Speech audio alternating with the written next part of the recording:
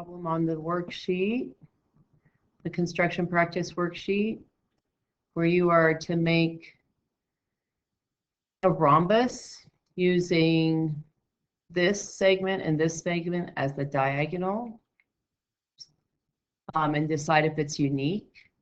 So I drew a sketch over here to kind of plan my work. And when I think about a rhombus, I realize that the diagonals are perpendicular bisectors to each other. So I did this recording just a minute ago, but I'm redoing it because it was a little time consuming. And I thought what I would do is explain my process, and then I'm going to pause and do some steps. Like, for example, I know that I need the diagonals of a rhombus to be perpendicular bisectors of each other. Here are my two diagonals, and I'm going to make the midpoint of this diagonal and then draw a perpendicular bisector of it while I pause, because you already know how to do that. Okay, so I've made the midpoint of the small diagonal, and that was my point X here. So if you think about the way I have this lettered, I have basically vertex H and vertex M, and I'm going to put R and O along this segment, which I may have to extend. And then to figure out exactly how to do that, I'm going to find the midpoint of this diagonal, and that'll allow me to put half of the diagonal above X and half of the diagonal below X. So I'm going to pause and find the midpoint of the longer diagonal. Okay, so if you see the green, I did the perpendicular of the longer diagonal, and I have the midpoint, so this is half the length. So I'm going to move that to X and mark off circle. And the top of my circle could be R. Oops, I got an extra compass in that copy. I'll delete that.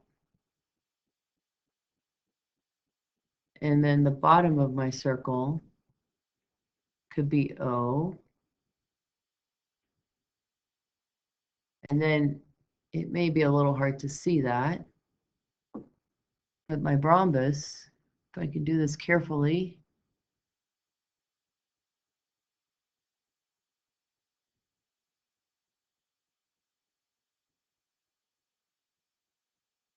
looks a little hard to see, but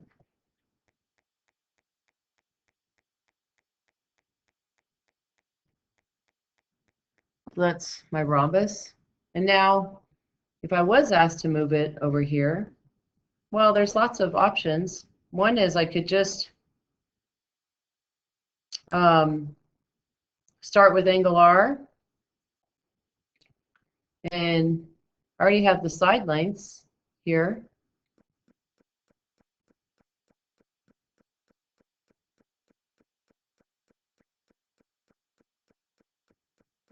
So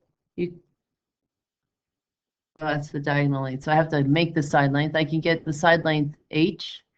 Let me switch, and I can swing it over. You can verify it's a rhombus. So I could actually just copy angle R and make the angle bisector of it. I can mark off RH first.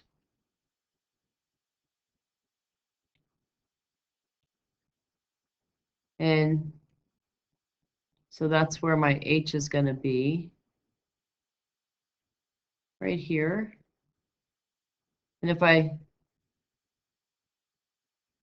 let's switch that color to be something we haven't used. Oops, right there.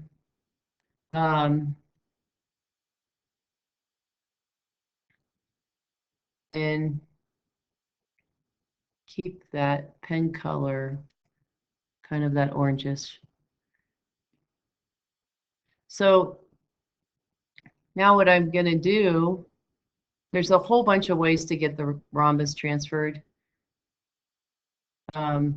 But I could just, since I've already marked off H, I could measure the opening of this angle. And by doing that, I would get M. That's probably the easiest way to do it. Although I get to say it's not the only way. So you may have a way that you prefer.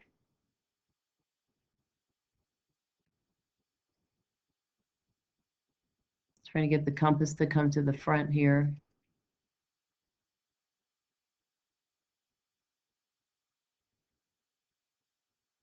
So I'm measuring the opening, and then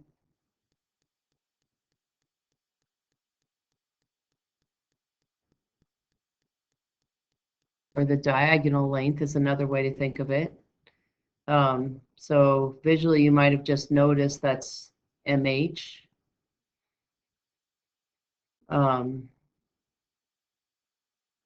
So now I have created RH.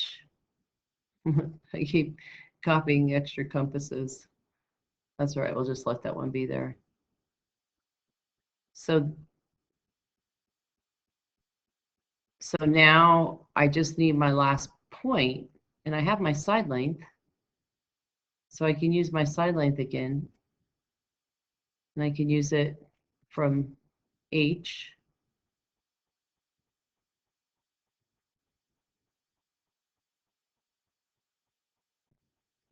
That's a little there. So I'm going to just work over here. I know that O is going to be somewhere around there. And then I'm going to put my compass there. Looks like O should be there. The compass kind of jumps a little for some reason tonight. And then my rhombus should be there. There's a little error. But I think that's as best as I can get with this jumpy compass tonight.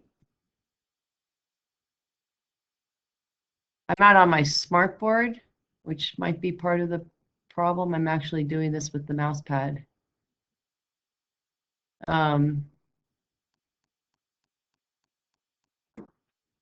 That's the rhombus.